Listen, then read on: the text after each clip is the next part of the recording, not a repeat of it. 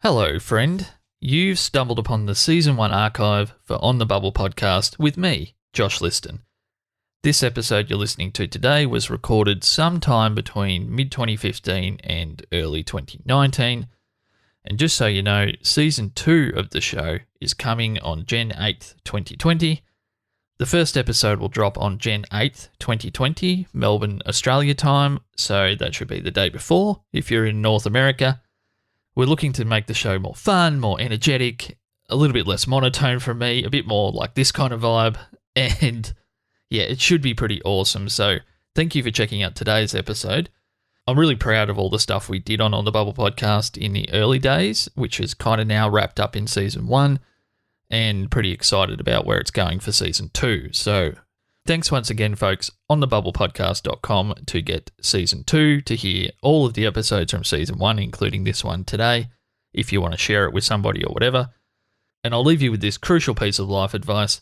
So long, and thanks for all the fish. The wolf thought to himself, "What a tender young creature. What a nice, plump mouthful." The Brothers Grimm. For all episode resources, subscribe links, and ways to support the podcast, head on over to onthebubblepodcast.com. Now, on with the show. Welcome back to On the Bubble podcast. My name is Josh Liston, and today we're talking about the Save Our Show fan campaign for NBC fantasy drama Grimm. There was a push from fans for both a Season 7 continuation of Grimm and also an expanded universe of spin-offs. So I'm not sure if we've actually covered a show where fans have wanted spin-offs before, but today we're going to do that with NBC's Grimm. Now, I have to say up front, I'm a relatively new fan of Grimm, only having watched the series in the last 6 or 8 weeks. I really enjoyed the show, but as I'm always out there collecting information for all of the shows we're planning to look at, I actually found multiple references to the Grimm petition, be it a Season 7 or an expanded universe of spin-offs, and that kind of had me worried that am I about to sit through 123 episodes of a show, which everyone online says is so great, but may actually have a Season 6 cliffhanger. And it wasn't until I did a little bit more research that I found out that the fan campaign that we're going to talk about today actually kicked off after Season 5, so a little bit unique there, with the fan campaign to save Grimm firing up actually before what ended up being the final season to date, which was Season 6. So with all that said, I actually found the finale of Season 6 and the episode arc that led to that finale really, really awesome and quite satisfying. But to keep with the spirit of On the Bubble podcast, my personal feelings on the show don't really matter all that much here. We're going to focus on the fan campaign.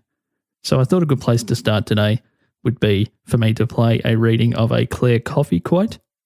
Claire played fan favourite Adeline Shade on the show. Claire was speaking here with sci-fi.com in March of 2017, and as you'll hear, Claire actually shares a lot of the same thoughts about what we could have seen in a Season 7 or an expanded universe with the fan community itself and the core contributors to the campaign behind Save Grimm. The following quotation was performed by Lauren Wisniewski from the Legends of S.H.I.E.L.D. podcast. Shout out to Lauren, and also to my friend Stargate Pioneer, also from the Legends of S.H.I.E.L.D. podcast, for putting me in touch with Lauren.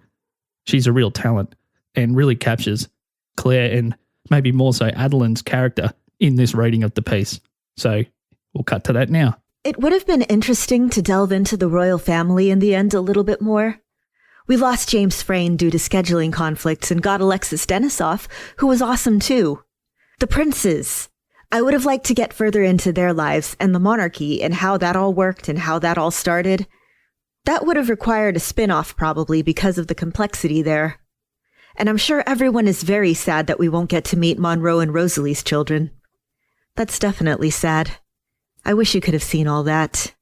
Over the course of its run, Grimm was said to be, in the words of cinemablend.com, a show that was, quote, ripe for cancellation, unquote. Yet, as fans of Grimm know, Grimm managed to survive many years on the, quote, oft-dreaded Friday night time slot, unquote. It aired on low viewership Friday and often outperformed its genre competition in its time slot. Fringe on Fox, Supernatural on the CW, and Star Wars The Clone Wars on Cartoon Network. John J. Joe X, author. So the fan campaign for Grimm initially began with a decision by NBC to reduce the final season of Grimm from the originally slated 22 episodes to just 13, which in the TV world is a non-mathematical half season and is often seen as a network losing faith in the future of a show and the potential for a season beyond the reduced 13-episode season. As well as that, NBC also decided to push the air date back by several months to the unusual date of January 6, 2017. Both these moves had the fan community and also the industry community wondering just how can Grimm pay off all of the myriad storylines that have been established both throughout the series and more specifically during the roller coaster final arc of Grimm Season 5, which if you haven't seen the show, is pretty awesome.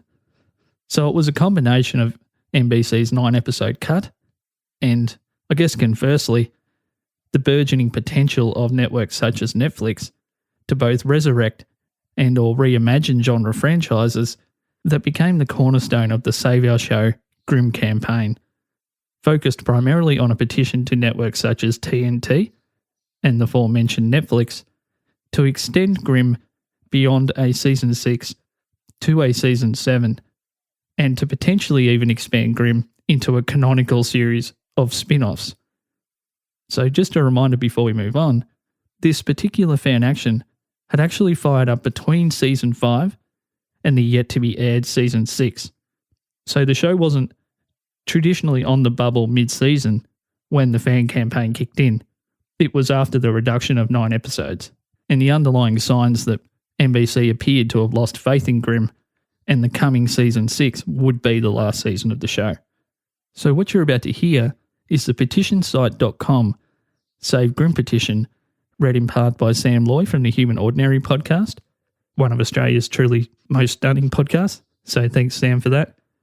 And the petition was composed by Grimmster family and currently sits at a staggering 22,000 supporters. And I haven't seen many fan campaigns that actually have managed to get that many signatures online, so that's a credit to the show and I guess to the community as well. And that particular campaign sees new comments and interactions every day. In fact, in the several hundred comments that I was able to find the time to read in full while preparing for this episode, the words amazing, best, and ever came up more times than I could keep count of. So we decided to read the entire fan campaign today for the first time. The first reason we decided to do that today is that the Grimm campaign is actually still current, which hasn't always been the case when we've been looking more from the oral history perspective of fan campaigns.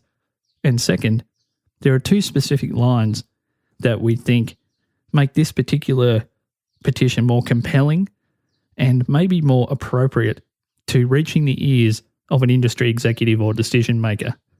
So we'll jump to that now. Once again, the second half of the petition will be read by Sam Loy from the Human Ordinary podcast, and you'll have to put up with me for the first half.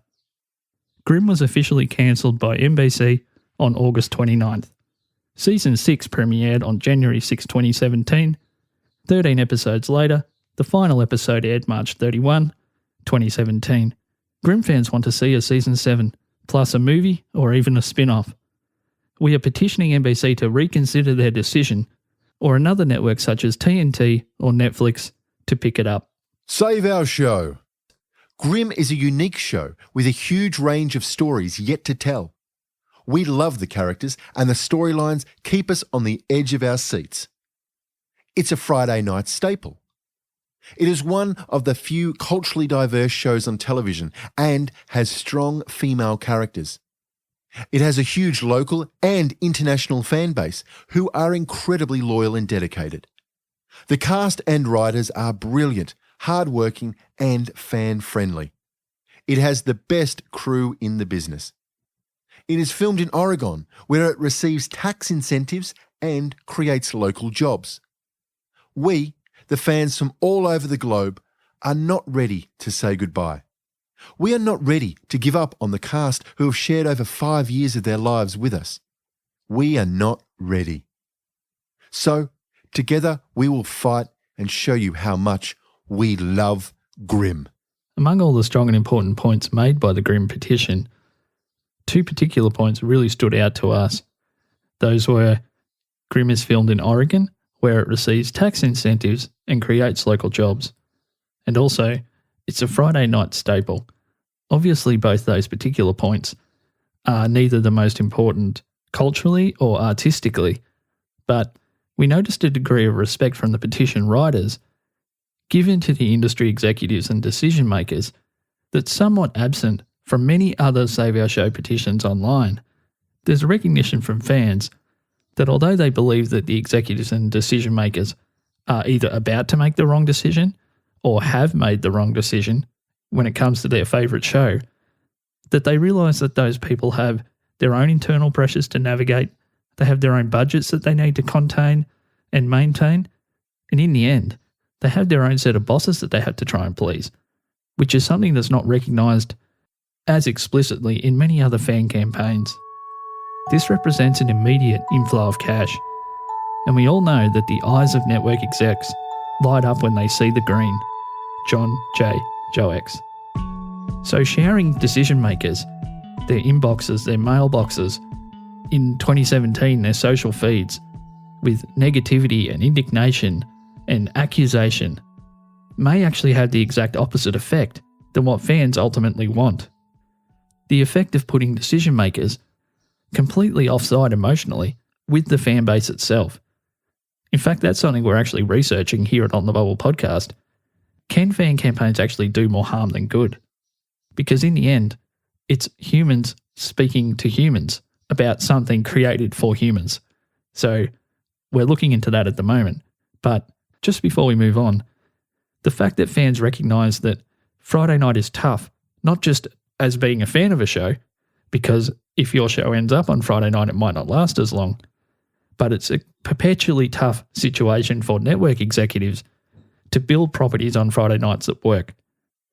By using the phrase, it's a Friday night staple, fans are reminding those executives that, hey, you actually have something on Friday nights that has survived and has done well, considering where it is on the schedule. And finally, the fact that it was filmed in Oregon, where the show receives tax incentives and creates local jobs, is appealing directly to the fiscal inclination of higher-end executives and professionals within the TV world. So overall, Grimmster family did a great job by speaking directly to those executives and potential decision makers in their own language.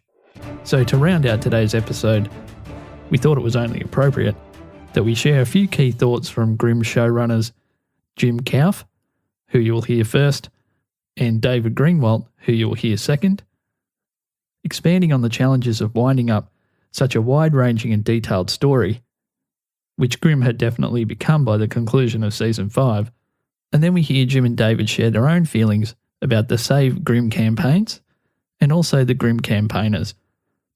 These quotes come from an LA Times article from April 1st, 2017, and will be read in part by Josh R. Moore from the Butts in Seats podcast. Quote, "We thought we had a lot of explaining to do." End quote. Quote, "Yeah, we were somewhat daunted, yet grateful to know that we had this much time to arc out the series. Every year we've had this big bang-up ending, and so we had to come full circle somehow, some way." End quote. Quoting Jim Kauf, LA Times, 2017. Quote, "I think the fans are fantastic for doing that. It just shows you how much they love the show. I think it's great. Who knows what'll happen? But it's hard to consider something that nobody has put in front of us." Unquote. Quoting David Greenwalt, LA Times, April 2017. Quote, "It's a brave new world out there. It's fertile ground for sure. Everybody's got a myth or a fairy tale." Unquote.